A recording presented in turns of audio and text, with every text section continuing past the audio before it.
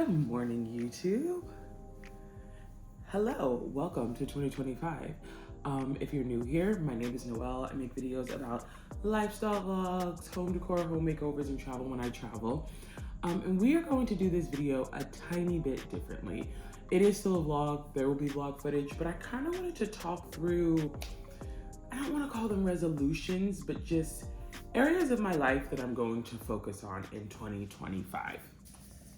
I've got my coffee, I've got some breakfast. I'm typically actually not, if I'm in the city, I'm not really a Starbucks girl, like for coffee or breakfast, but I was running on a time crunch today, so you know how that goes. Anyway, okay, the first thing that I think I want to talk about, and to be honest, this is more so just to like vocalize this out loud for myself, and I'd love for you to share in the comments, maybe resolutions, goals, areas of your life you want to focus on. But I think for me, the major one, and it has been a major one for the past 8 months, I started kind of like my health and fitness journey in March of 2024, is really just continuing that, but with a little bit of a twist.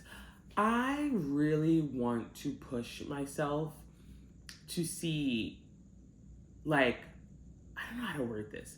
I basically want to see how in shape I can become. Like aesthetically and like physically health wise. I would really love to not have to take any medications for my health.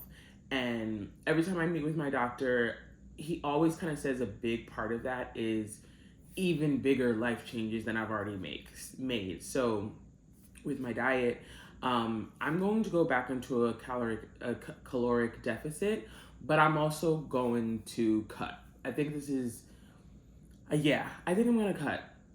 And a lot of the research that I've done has kind of led me to believe that you can cut a lot of different ways. Some people bulk and cut. I feel like I don't need to bulk and cut because the weight I need to lose is still there, and we'll talk about that secondly. We'll talk about that after this.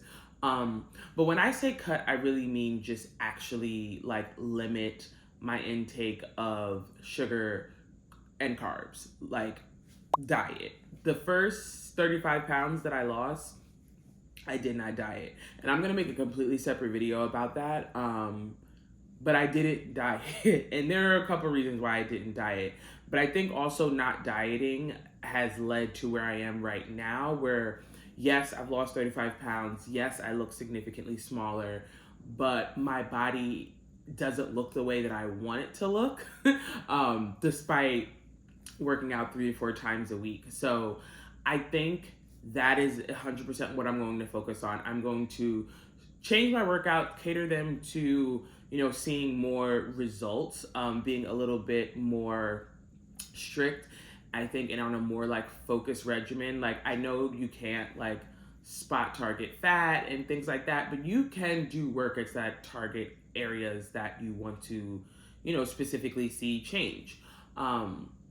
And then the second part of that, like I said, I still need to lose 15 to 20 pounds. Like, technically, the weight that my doctor said I should be at to really be healthy and to start having conversations around getting off of the medicine that I'm on really do still center around like weight. So I still need to lose 15 to 20 pounds, and I'm going to do that by actually dieting this time around. Paying attention to the foods that I'm eating, being more restrictive. I'm not gonna go on I know myself, and like super strict diets do not work for me, but I do need to cut some things out. So that is the first thing, and probably my main primary focus of this year. All right, the second main focus of this year is going to be my beauty regimen. I am the absolute worst when it comes to sticking to a beauty regimen. I can stick to a routine everywhere else in my life except beauty. And I'm just starting to learn that as I get older, that really matters. Like, that really, really matters. And I think it's a blessing to be older. I think it's a blessing to, be in our skin as we age, and age gracefully. But I do think there are also things that we could be doing to ensure that aging is actually graceful. And I have not done a really good job, I think, at that over like my lifespan. Like, there are still days, and y'all might call me out or whatever, there are still days that I don't do like my skincare regimen at night. Like, I'll buy something, like I bought the new face and I used it maybe all of 5 times. Yet my sister has used it consistently for a year and a half and looks like she's got a facelift. Like, she looks amazing. So there are just things that I know that I want to focus on when it comes to beauty regimen. Like I said, first and foremost, we are never ever, I don't want to say never ever, but we are going to make a strong effort to never skip our skincare routine, especially at night. In the morning, I am more of like a water. I learned that from one of my dermatologists in the past, that like we don't really have to do really extensive skincare routines in the morning. So I typically actually only use water, and then I use a toner. I use the snail mucin, I believe it's called, 96, and a moisturizer. That's all I use in the morning, and that works for me. But at night, we should be doing some type of skincare routine, even if it's just washing our face. And I'm saying that out loud to say it to myself because, like I said, there are nights when I do not wash my face. I just go to bed. So that's number one. Number two, I am going to use my new face device because I have just seen in real life what it has done to people's skin, to their face, lifting the whole nine when you use it regularly. Number three, I have a red light mask. I never use it, but the benefits are amazing. So number three, I'm going to regularly use my red light mask. And that's because I really want to do all these things consistently for a year to see the benefits and then be able to determine like if there are other additives that I need to do. I would love to start going and getting facials again, maybe like at Skin Gym, because again, I don't necessarily just want to get a facial to like feel good. I want to make sure that my skin is getting like deeply detoxified, and that there are like real benefits that I'm seeing from getting facials. But also at the same time, like if I'm doing all these things at home, maybe I won't need to get facials, but I won't know unless I do them. And then the fourth thing that I am 100% going to do this year is I think I'm going to get all my skin tags removed. It's aging me. And on camera, I know, because I'll watch back my videos and I don't feel like I see them enough to make like the investment. But when I take pictures of myself, I 100% see them and I do not like them. And I think they age me. So that I am going to do. I think the fifth thing I'm thinking about doing, but I haven't decided on yet, is if I will start getting Botox.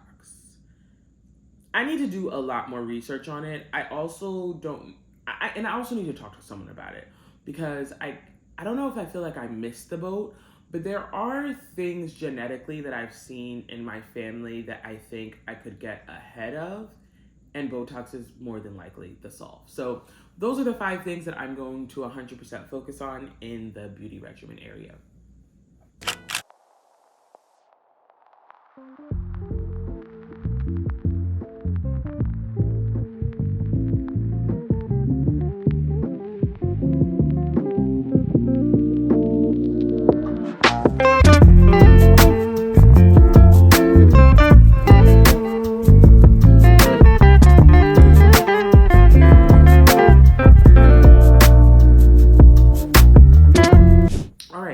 The next area that I'm going to focus on is fashion. Now, I had an entire idea around doing a series around fashion on that other app, but I am going to start wearing my clothes. I am finally in a place where I can basically fit, I would say, 95% of my wardrobe. I am going to go through, I'm going to try everything on again because I'm going to lose another 15 to 20 pounds, but to be honest, I don't think that my sizes are really going to change at this point. Maybe my bottom size might change, but I'm always gonna have thighs, I'm always gonna have a butt, and I'm probably always gonna be a large on my bottoms. So no matter what, I'll always have to buy a size up and get them taken in the waist. So I kind of feel like at this point, I can really try on my clothes, really determine like what I can fit, what I feel like I look good in, what I feel good in, and then in turn have a more curated closet. This year, I am going to wear every item of clothing that I own. And I'm going to document how many times I wore it so that at the end of the year, I can go back to my closet and really like take account for what I feel comfortable in, what I wear regularly, and that guide how I buy clothes from now on. I've talked about this in different videos on my channel over the past year and a half, but in gaining a lot of weight and losing a lot of weight, and then also kind of pivoting into a role at my job where I now have to kind of dress up again, not super dress up, but not wear jeans and a t-shirt or a sweatshirt every day. It's really kind of forced me to take more accountability for my fashion and my style.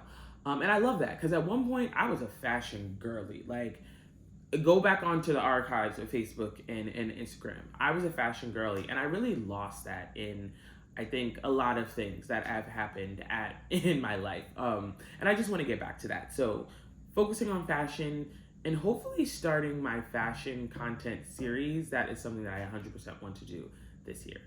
All right, the last thing that I'm going to really focus on in 2025 is finances. And I'm going to hone it in on something super specific, which is the amount of money that I spend on food and my extracurricular spending. I actually do really well with saving. My saving is automatic because I know I'm a spender. I started that practice years ago. So if my saving wasn't automatic, I literally wouldn't have $1 to my name. I know that about myself. I'm not worried about saving, but I am worried about just being smarter about my extracurricular spending. Like the money that I 100% say to me, hey, you can spend this money how you like. I feel like I still spend it too frivolously. And with that, I am going to go on a low buy this year. I'm going to go on a low buy. I do have some rules around the low buy. Really, they focus on, don't buy anything until you've used the version of that you have. So if you have lotion, use up all the lotion before you go buy another lotion. If you have 2 black sweatshirts, you don't need to buy another black sweatshirt. You can't buy another black sweatshirt. If you have food at home, you need to make that food at home. We are done with food going bad because I did not make it. Like, that stops. You have a car, don't pay that delivery fee. Go pick up that food. Kind of things like that.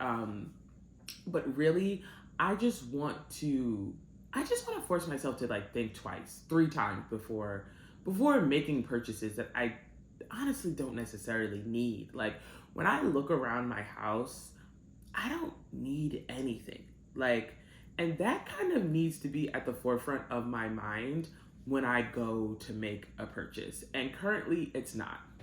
The second major thing, like I said, I'm going to pay attention to is the amount of money that I spend on food. Like, food has become so expensive, and I'm finding myself like every week going to the grocery store like 3 times a week. And we're not in a place in 2025 where you can go to the grocery store 3 times a week, because when you go to that grocery store, you're not going to spend less than $50 to $75. Like, if you buy 5 things, you spent $50. It just like is what it is, and I just honestly like can't afford that. I can't afford that for a multitude of reasons. It's wasteful, and I hate being wasteful. I'm not wasteful in a lot of areas of my life, and I feel like for whatever reason, I have become extremely wasteful when it comes to food. Like, when it comes to how I'm purchasing food, how I'm making food for myself, what I'm buying, like out at restaurants or door dashing or, Uber Eats, all these things. So I am really going to start to meal prep. Like, I am going to think about what are you going to eat this week, and that is the only stuff that you're buying when you're at the grocery store. Second thing I'm going to do, which I kind of already started, is bulk shop for like my non-food items. So like, I'm one person, and my boyfriend does stay with me when he is here on the East Coast. He lives on the West Coast.